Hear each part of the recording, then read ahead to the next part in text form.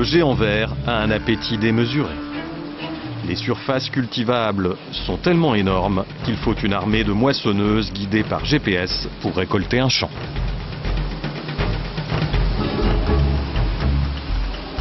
Le nouveau filon, c'est le soja. Il procure un quart de ses revenus agricoles au Brésil.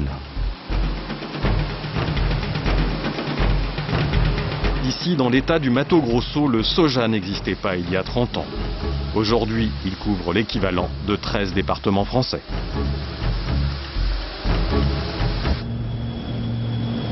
Ottaviano Pivetta est le plus gros producteur de la région. Sa terre est si grande qu'on ne peut la voir que d'avion. Il a démarré avec 50 hectares de soja à l'époque où la terre ne valait pas grand-chose. Ottaviano, Sim, senhor. como vai? Senhor, demorou, mas chegou. Tudo bem? Eu mesmo não esperava que fosse evoluir. Je ne pensais pas que ça allait évoluer aussi vite. Achava tudo muito bonito. J'aimais bien cette terre plate. Mais la terre de la savane est peu fertile.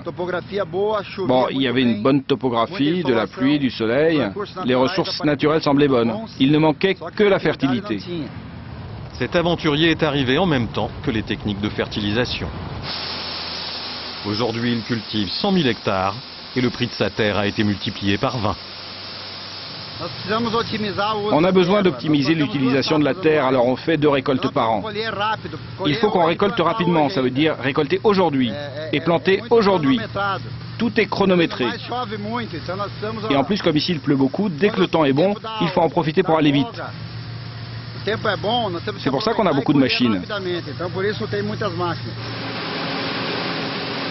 Les moissonneuses sont encore dans le champ, on sème déjà la deuxième récolte. Avec ses méthodes éclairs, Ottaviano s'est retrouvé à la tête d'un empire de plus de 200 millions d'euros.